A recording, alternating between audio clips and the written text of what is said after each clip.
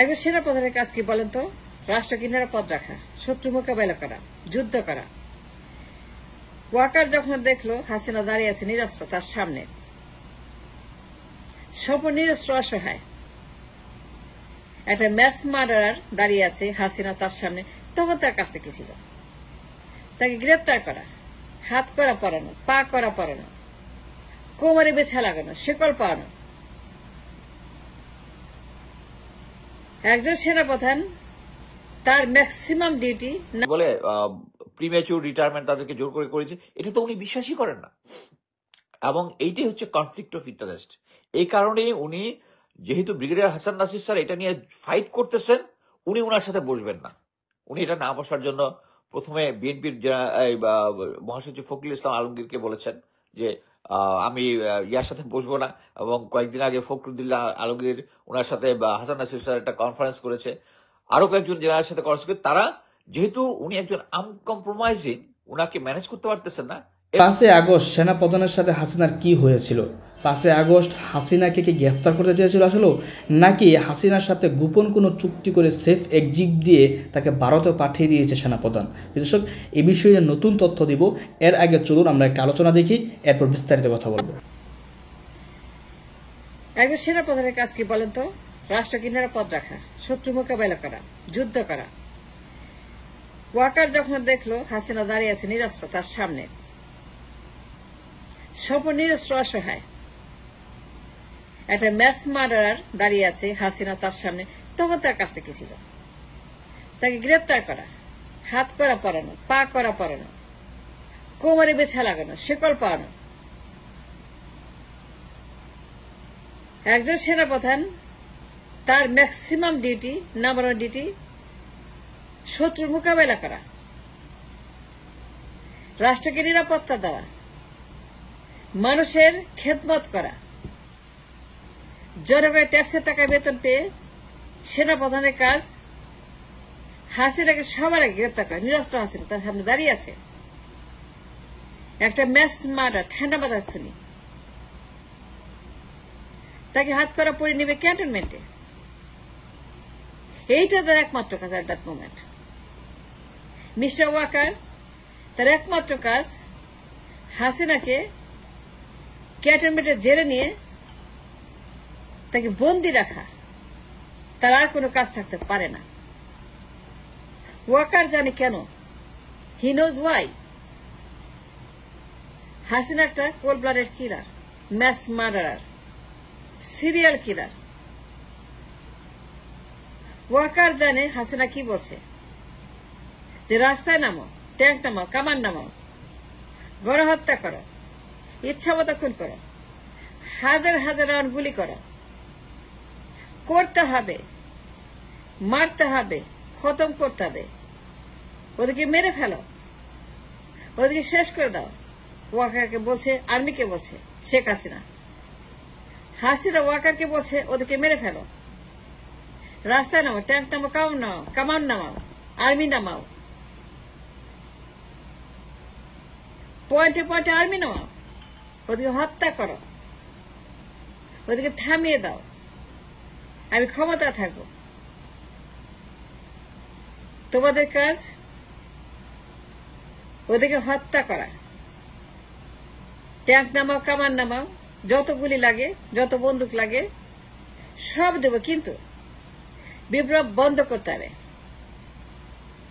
ওয়াকার জানে, মিস্টার ওয়াকার সব জানে যে হাসিনা কি বলছিল খুন করা যেন, কিন্তু যখন দেখল নিরস্ত্র হাসিনা, নিঃসঙ্গ হাসিনা, অপরাধী হাসিনা, খুনি হাসিনা, যে খুনের নির্দেশ দিয়েছে, যে ওয়াকারকে বলেছে গণহত্যা করতে, যে ওয়াকারকে বলছে রাস্তায় নামতে, যে ওয়াকারকে বলছে ট্যাঙ্ক নামাও, কামান নামাও, ইচ্ছা মতো গণহত্যা করো, এবং তারা করছে, এবং তারা মারছে, এবং তারা গুলি করছে, এবং তার রাস্তা ট্যাঙ্ক কামান নামায় হাসিনার পক্ষে অন্যায় করছে। ওয়াকার যখন দেখলো হাসিনা দাঁড়িয়ে আছে নিঃসঙ্গ, নিরস্ত্র, অসহায়, অপরাধী, কেউ নাই তার সঙ্গে, কেউ তার পক্ষে নাই, কোন বাহিনী নাই, র্যাব নাই, পুলিশ নাই, তার স্পেশাল গার্ড নাই, স্পেশাল ফোর্স নাই, তার রক্ষী বাহিনী নাই, তার খুনি বাহিনী নাই, তার ডান্ডা বাহিনী নাই, তার হেলমেট বাহিনী, কেউই নাই। একদম নিঃসঙ্গ নিরস্ত্র হাসিনা দাঁড়িয়ে তার চোখের সামনে। তখন তার কাজ, তখন তার কনস্টিটিউশনাল ডিউটি, সাংবিধানিক দায়িত্ব, সে ওত নিয়েছে রাষ্ট্রকে রক্ষা করবে, সে শপথ নিয়েছে ট্যাক্স পেয়ারদের বেতনে বছরে $10 billion, 10 billion the state pay to keep the state safe ট্যাক্সের টাকায়। ওয়াকার একটাই মাত্র কাজ, আর কোনো কাজ নাই। No, he doesn't. As an army chief, in uniform, under oath, and constitution, একটাই দায়িত্ব, তাকে গ্রেপ্তার করা, ক্যান্টনমেন্টে না,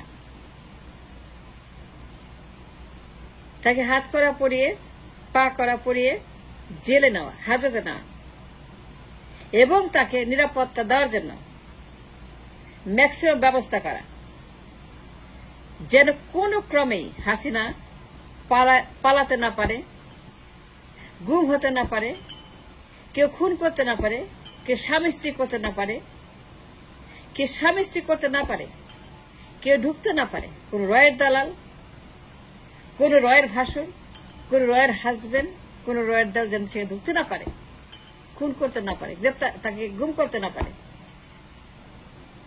তাকে নিয়ে পালাতে না পারে, তাকে নিয়ে সেইখান থেকে অন্য কোথাও না নিতে পারে।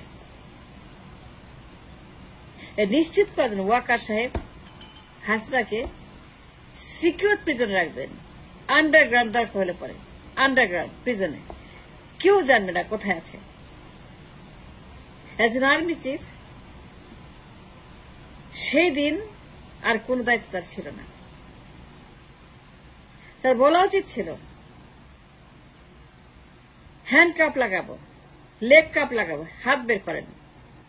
যদি আপনি না বের করেন, আই গিভ ইউ 1, 2, 3, 4, 1 মিনিট সময় দিলাম, 59, 58, 57, 56, 55, 54, 53, 52, 51, 21 যদি বের না করেন, আমি কিন্তু নিজে ফোর্স করবো আপনাকে হ্যান্ড কাপ করতে। হ্যান্ড কাপ লাগাবো, লেগ কাপ লাগাবো, কোমর কাপ লাগাবো, বডি কাপ লাগাবো, কিন্তু আপনাকে গ্রেফতার করতে হবে। আপনার সঙ্গে আমার সম্পর্ক আছে আত্মীয়তার, but when it comes to state and the law and the constitution and the oath and the responsible army chief, আবেগের জায়গা নেই, আবেগের কোনো জায়গা নেই। আমি আর্মি চিফ, আমি আপনার আত্মীয় হতে পারি, আমি আপনার জামাই হতে পারি, আমি আপনার ভালোবাসা হতে পারি, কিন্তু আমি আর্মি চিফ, আমার কোনো উপায় নেই। সরি, আপনার হাত বাড়ায় দেন, আপনাকে হ্যান্ডকাপ করাবো, গ্রেপ্তার করবো, ক্যান্টনমেন্টে নিব, গাড়িতে ওঠেন, ready, driver waiting, guard waiting, security waiting, the jail waiting, the people are waiting, international is waiting for me to show that I have done my job, that I'm responsible, that I'm good at it. I took an oath. রাষ্ট্রকে হেফাজত করিব, রাষ্ট্রকে রক্ষা করব। So help me God, so help me Allah. তার একটাই কাজ,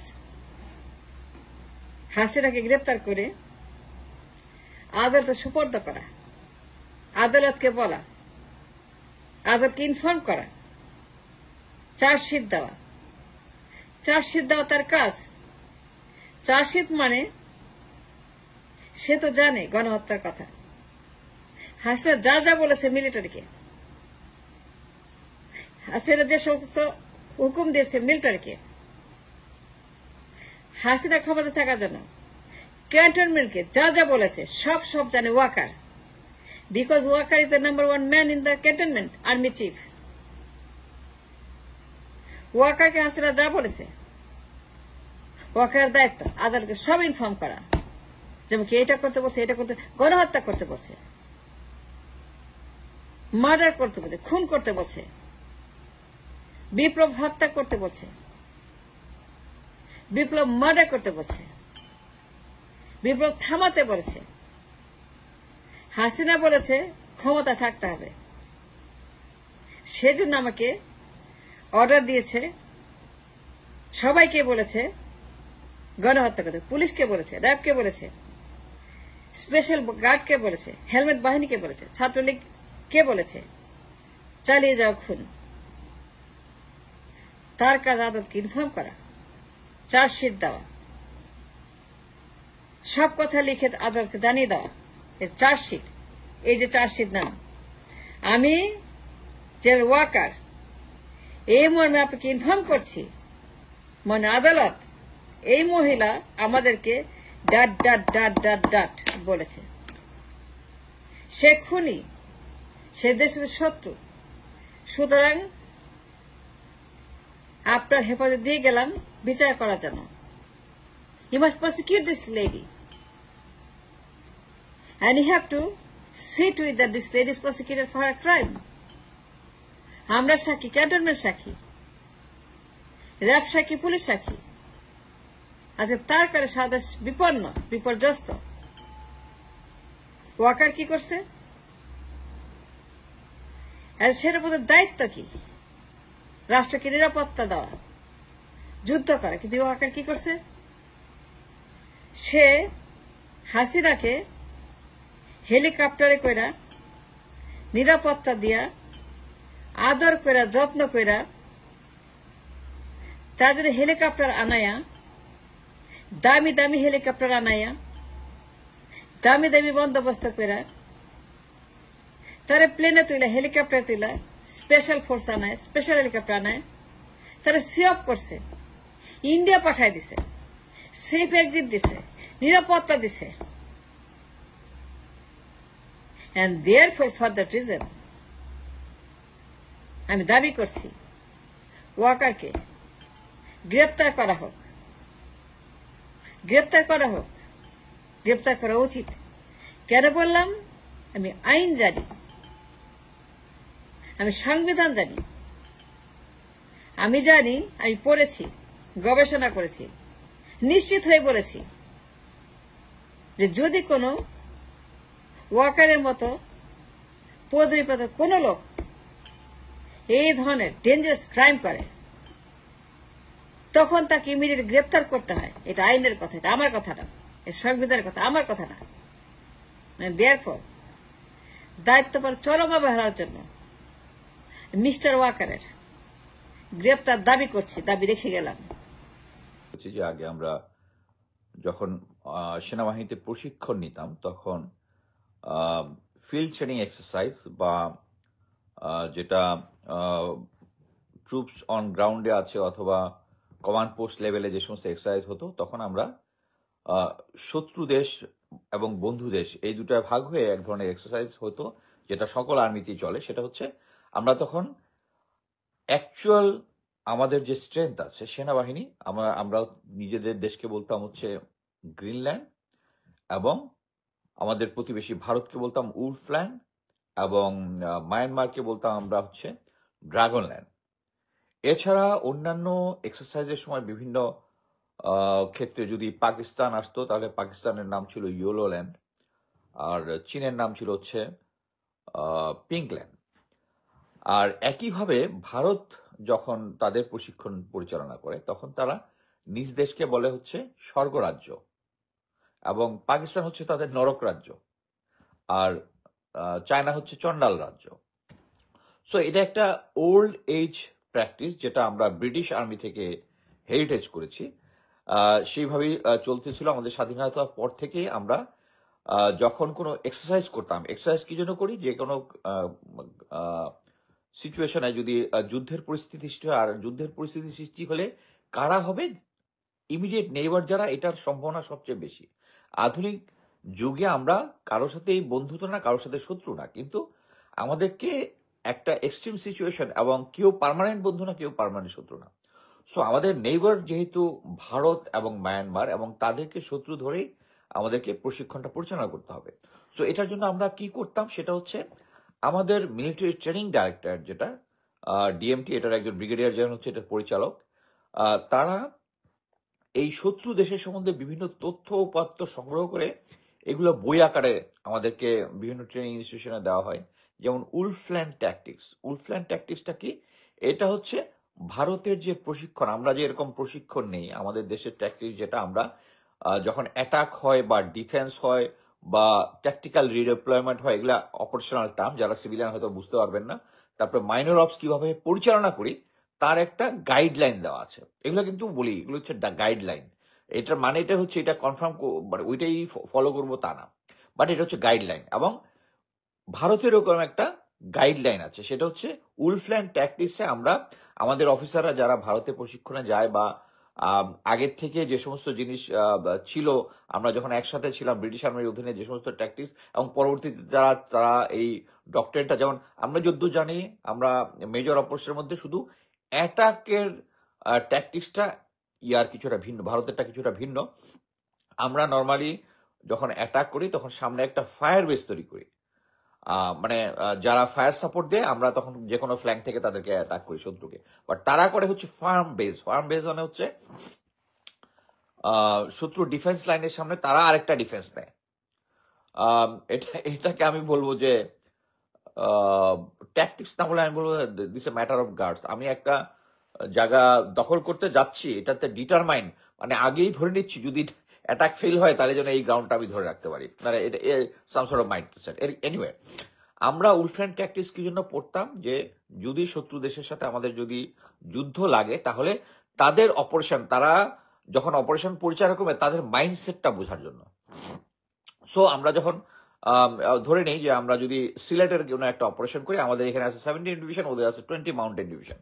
so এই মাউন্টেন ডিভিশনের মধ্যে কতগুলো ব্যাটালিয়ান আছে, আমাদের কিন্তু ওই মাউন্টেন ডিভিশন অর্গানোগ্রামের একটা বই আমাদের কাছে আছে, এবং একটা না, মানে মাল্টিফেরাস। তাদের যেহেতু প্রদেশ লেভেলের বিভিন্ন প্রদেশের নাম উল্লেখ করে ওখানে ব্যাটালিয়ান আছে, আর ডোগরা ব্যাটালিয়ান, জাট ব্যাটালিয়ান, শিখ ব্যাটালিয়ান, এই যেগুলো আছে মাউন্টেন ডিভিশন, তারপরে ফ্রন্টিয়ার ফোর্স, প্রত্যেকটা ফোর্সের কিভাবে তারা অপারেশন পরিচালনা করে এবং তাদের ড্রেস কি, তাদের ডিপ সাইন কি, তাদের গাড়ির ট্যাগ নাম্বার কি, যাতে যে কেউ সামনে যখন যুদ্ধের সময় একটা গাড়ি দেখে, গাড়ি দেখে বুঝতে পারে এটা হচ্ছে ওই ব্যাটালিয়ানের গাড়ি বা ওই ডিভিশনের গাড়ি।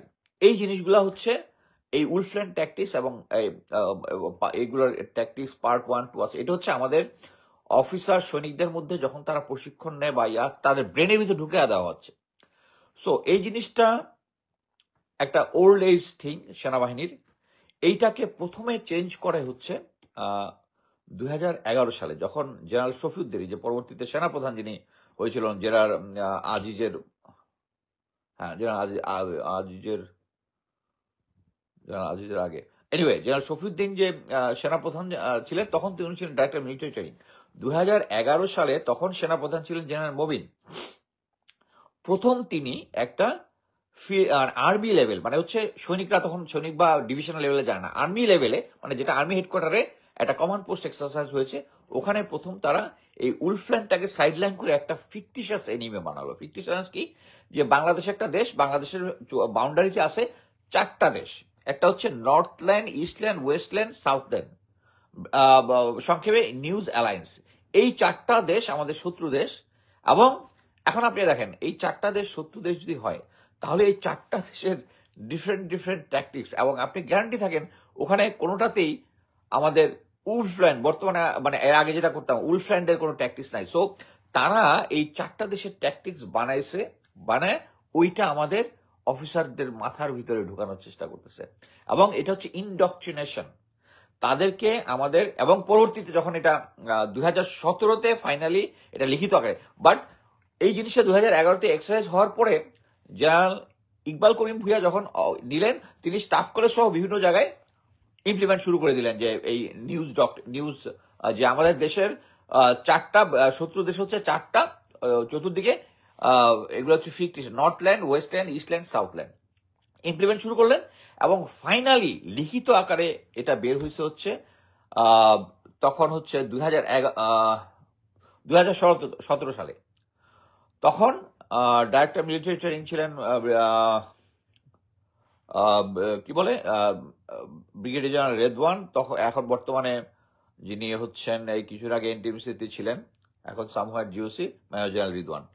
এবং এই জিনিসটা করেছে হচ্ছে জেনারেল আজিজ মানে ফাইনালি লিখিত হবে, মানে শফিউদ্দিন স্যারের পরে হচ্ছে জেনারেল আজিজ।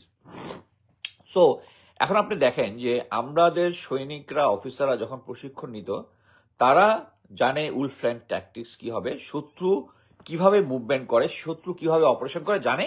এইগুলা আস্তে আস্তে 2011 থেকে শুরু করে আমাদের অফিসারদের, সৈনিকদের ব্রেন থেকে উলফল্যান্ডটা বের করে দিছে।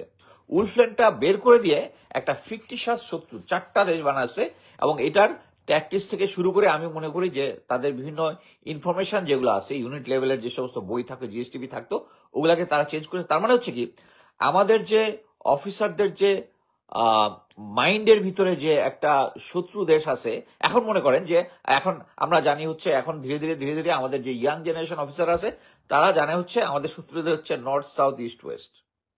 এখন যদি একটা ইমার্জেন্সি একটা সিচুয়েশন, একটা যুদ্ধ অবস্থা যদি চলে আসে, তাহলে নেইবারদের সাথে আমাদের যুদ্ধ করতে হবে বা মায়ানমারের সাথে আমাদের যুদ্ধ করতে হবে। এরকম সিচুয়েশনে আমাদের সৈনিকদের মাইন্ডসেট, অফিসারদের মাইন্ডসেটই কনফার্ম না যে তারা কাদের এগেনস্টে যুদ্ধ করতেছে এবং তাদের মাইন্ডসেটটা কি। কারণ তারা শিখেছে হচ্ছে নর্থ, সাউথ, ইস্ট, ওয়েস্ট হচ্ছে আমাদের শত্রু, বাট অন গ্রাউন্ডে আমাদের শত্রু হচ্ছে ভারত এবং সেটা হচ্ছে উলফল্যান্ড ট্যাকটিক্স। সো এখন এই সময়ে এটা হচ্ছে খুব ইম্পর্টেন্ট যে আমরা এই দেশ 5ই আগস্টে যে স্বাধীনতা লাভ করেছে পুনরায়, এবং এটা সত্যিকারের ভারতীয় আগ্রাসন যে আমাদের ভিতরে এখনো নাই, এটা প্রমাণ করার জন্য এবং ফিউচারের আমাদের অফিসারদেরকে, সৈনিকদেরকে প্রশিক্ষণের জন্য এই উলফল্যান্ড ট্যাকটিক্সটা আনা খুবই জরুরি। আদারওয়াইজ আমরা যুদ্ধের জন্য প্রস্তুত হইলাম না। আমরা যতই ট্রেনিং নেই, শিক্ষিত করি আমাদের নর্থ, সাউথ, ইস্ট, ওয়েস্ট এদের ট্যাকটিক্স শিখে, এটা একটা ফিকটিশাস শিখে তো আমি যুদ্ধে যেতে পারবো না। ভারতের সাথে যদি যুদ্ধ লাগে আমাদেরকে উলফল্যান্ড ট্যাকটিক্স, যেটাতে আমি শত্রু যখন আক্রমণ করবে আমি বুঝতে পারবো যে তারা এই আক্রমণের আগে ওখানে একটা ফার্ম বেস তৈরি করেছে। সো আমাদেরকে ফার্ম বেসটাকে আর্টিলারি ফায়ারের আওতায় আনতে হবে এবং মোটামুটি নেসেসারি অন্যান্য অপারেশন যেভাবে কন্ট্রোল করে। সো এখন আমাদের যেটা করতে হবে, এই উলফল্যান্ড ডকট্রিনটাকে আমাদেরকে পুরোপুরিভাবে আবার আনতে হবে। বাট জেনারেল ওয়াকার উনি এটা করবেন কিনা, কারণ এখন পর্যন্ত উনি যত কিছু করতেছেন সব ফ্যাসিস্ট হাসিনা সরকারের যে কিছু আছে এগুলোই উনি ইমপ্লিমেন্ট করতেছেন। কিছুদিন আগে একজন জেনারেল গিয়েছিলেন ওনার কাছে, গিয়ে এই যে সমস্ত অফিসাররা প্রায় 200+ অফিসার যারা জেনারেল আজিজের সময় গিয়েছে, কারণ তখন তো তিনি কোথায় ছিলেন, তখন তিনি এমএস ছিলেন, মিলিটারি সেক্রেটারি। ওই সময় যদি উনি মিলিটারি সেক্রেটারি থাকেন তাহলে মানে হচ্ছে উনি এই যে এই প্রসেসটার মধ্যে জানেন এরা কিভাবে চাকরিটা গিয়েছে, এবং উনি কি বিশ্বাস করবেন, কারণ উনার হাত দিয়েই তো এদের চাকরিগুলো গিয়েছে, চিফ ছিল যখন আজিজ। তার মানে হচ্ছে উনি বিশ্বাসই করেন না, উনি বিশ্বাস করেন না এই যে তাদের উপর অন্যায় করা হয়েছে। সো এই সিচুয়েশনে উনি এই যে আমরা যারা জাস্টিস ফর কমরেড একটা অফিসারদের গ্রুপ আছে যারা এই সময় নির্যাতিত হয়েছে বিভিন্ন সময় এবং চাকরিচ্যুত হয়েছে বা তাদের কি বলে প্রিমেচুর রিটায়ারমেন্ট তাদেরকে জোর করে করেছে, এটা তো উনি বিশ্বাসই করেন না। দর্শক আলোচনা দেখেছেন, দেখে বুঝতে পেরেছেন যে আসলে কি হয়েছিল।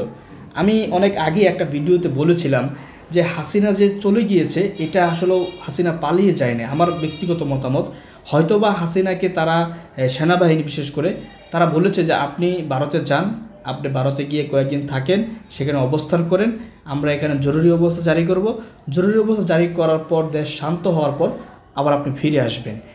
এই শর্তে বা এমন কোনো একটা আশ্বাস দিয়েই হাসিনাকে মূলত সেনাবাহিনী তারা ভারতে পাঠিয়েছে। কিন্তু হাসিনা আসলেও সে মানে সবসময় তো সেই মানুষকে গোল দেয় বা সেই মানুষকে প্রতারণা করে। হাসিনা এখানে একটা প্রতারণার শিকার হয়েছেন। হয়তোবা সেনাবাহিনীর এই প্ল্যান ছিল, যখন সেনাবাহিনী হাসিনাকে পাঠিয়ে দিয়েছে, পাঠিয়ে দেওয়ার পর আমরা দেখেছি সেনা শাসন নিয়ে আলোচনা হচ্ছিল, তখন কিন্তু আসিফ নাহিদ তারা কিন্তু শহীদ মিনার থেকে ঘোষণা দিল যে আমরা কোনো সেনা শাসন বা জরুরি অবস্থা মেনে নিব না, আমরা জনগণের সরকার চাই। এটা কিন্তু আসিফ নাহিদরা বলেছিল এবং এর জন্য কিন্তু কিছুক্ষণ অপেক্ষাও করতে হয়েছে। অপেক্ষা করার পর সিদ্ধান্ত হলো যে যা একটা সরকার অন্তর্বর্তীকালীন একটা সরকার গঠন করা হবে। তখন কিন্তু হাসিনার যে প্ল্যানটা ছিল সেই প্ল্যানটা বেঁচতে গেল। অর্থাৎ পরিস্থিতি এতটাই মানে গোলাটে ছিল যে বারবার সিদ্ধান্ত, বারবার রীতি পরিবর্তন হয়েছে যে সামনে কি হতে পারে। যেমন হাসিনা একটা বিষয় তিনি তৈরি করে গিয়েছিলেন যে তিনি আবার আসবেন, কিন্তু হাসিনা চলে যাওয়ার পর বিষয়টা আবার অন্যদিকে মোড় নিয়েছে যে অন্তর্বর্তীকালীন সরকার। যখন ডক্টর ইউনূসকে অন্তর্বর্তীকালীন সরকার যখন ছাত্ররা দাবি করলো তখনই মূলত সব কিছু উলটপালট হয়ে গেল। তখনই মূলত আসলেও হাসিনার যে প্ল্যান, সেনাবাহিনীর যে প্ল্যান, সেই প্ল্যান কিন্তু বন্ধ হয়ে গেল। কারণ যদি হাসিনার পালিয়ে যাওয়ার থাকতো, হাসিনা তো একেবারে মানে বলদ না, কমপক্ষে তো তিনি তার যেই সমস্ত নেতাকর্মী সেনাপতিকে বলতে পারতেন যে তার যে নেতাকর্মীরা আছেন বড় বড়, যাদেরকে কাদের এদেরকে কমপক্ষে যাতে নিয়ে যেতে পারে, এই চেষ্টাটা তিনি করতেন একটা বিমানবহরে। কিন্তু আসলে সেই চেষ্টাটা তিনি করেন নাই, কারণ তিনি আশ্বস্ত ছিলেন যে তিনি যাবেন, আবার সব কিছু স্বাভাবিক থাকবে, সেনাবাহিনীর কাছে ক্ষমতা থাকবে, আবার তিনি ফিরে আসবেন। কিন্তু এটা হয় নাই। ছাত্রদের দাবির কারণে ছাত্ররা ডক্টর ইউনূসকে প্রদান করে তারা একটা নতুন সরকারের দাবি করলো, আর এটা গঠন হয়ে গেল। তখনই মূলত আওয়ামী লীগ নেতারা এবং শেখ হাসিনার মাথায় বাড়ি পড়লো যে এটা কি হয়ে গেল। এবং সেনাবাহিনী এটার জন্য প্রস্তুত ছিল না। সেনাবাহিনী মূলত এটা চাপের মধ্য থেকে, এবং তখন আন্দোলনের মুখে তখন যদি এটা না মানতো তখন হয়তো বা পরিস্থিতি আরও ভয়ঙ্কর হতো। এই জন্য সেনাবাহিনীও এটা মানতে বাধ্য হয়েছে। আর এই জন্যই কিন্তু এই যে আপনার আওয়ামী লীগের একজন নেতা, কী জানি নাম, তিনি বলেছেন যে যারা সেনাবাহিনীকে, যারা মানে সরকারকে প্রটেক্ট করবে বা যারা সরকারকে সেফ করবে, তারাই সরকারের সাথে বেইমানি করেছে। অর্থাৎ সেনাবাহিনীর কথা উল্লেখ করে তিনি বলেছেন সেনাবাহিনী হাসিনার সাথে বেইমানি করেছে। কি বেইমানি করেছে? এই বেইমানিটাই করেছে যে হাসিনাকে ফেরত আনে না শাসন জারি করে। এখানে মূলত বেইমানি না, বরং সেনাপ্রধান নিজে এখানে মূলত তিনি পরিস্থিতির শিকার হয়ে এই সরকার গঠন করে তারপর তিনি শিকার হয়ে এই কাজটি করেছেন। মূলত বেইমানি না, তিনি পরিস্থিতির শিকার হয়েছেন। তো তারপরেও কিন্তু আওয়ামী লীগের জন্য তিনি অনেক কিছু করেছেন। আমরা দেখেছিলাম যে আওয়ামী লীগে তিনি বলেছিলেন 626 জনের মতো প্রায় আওয়ামী লীগ নেতার ক্যান্টনমেন্টে ছিল, এদেরকে তো তিনি নিরাপদে বিভিন্ন দেশে পাঠিয়ে দিয়েছে। এটা তার তত্ত্বাবধানে হয়েছে, সম্পূর্ণ একদম তার তত্ত্বাবধানে হয়েছে। তো এটা তো তিনি করেছেন। আওয়ামী লীগের তো এতে সুক্রিয়া আদায় করা হতো, কিন্তু আওয়ামী লীগ তো আসলে এত সুক্রিয়া আদায় করবে কেন? তারা তো কল্পনা করে না এমন হবে। তারা তো জানে যে তাদের ছিল যে শেখ হাসিনার ছিল আমি আবার আসবো কয়েকদিন পর, 1 মাস বা 15-20 দিন পর আবার আসবো। এই জন্য তারা বলতেছে যে এখন সেনাবাহিনী তাদের সাথে বেইমানি করেছে। মূলত আসলে বেইমানি করে না, এবং সেনাবাহিনী এই পরিস্থিতির শিকার হয়েছে। তো এই হচ্ছে মূল টপিকটা। তো এখন এরপর সেনাবাহিনী তাদের সবাইকে বিদেশে যেতে এবং কিছু কিছু মানুষকে ধরেছে, বিশেষ করে সালমান এবং আনিসকে ধরেছে, আর কয়েকজনকে ধরেছে। আসলে 626 জন বলেছে তারা আছে, যদি এদেরকে ধরা না হয়, কয়েকজনকে যদি গ্রেফতার দেখানো না হয়, তখন তো আর সেনাবাহিনীর প্রতি, সরকারের প্রতি মানুষের আস্থা থাকবে না। সব কিছু তো বুঝতে হবে।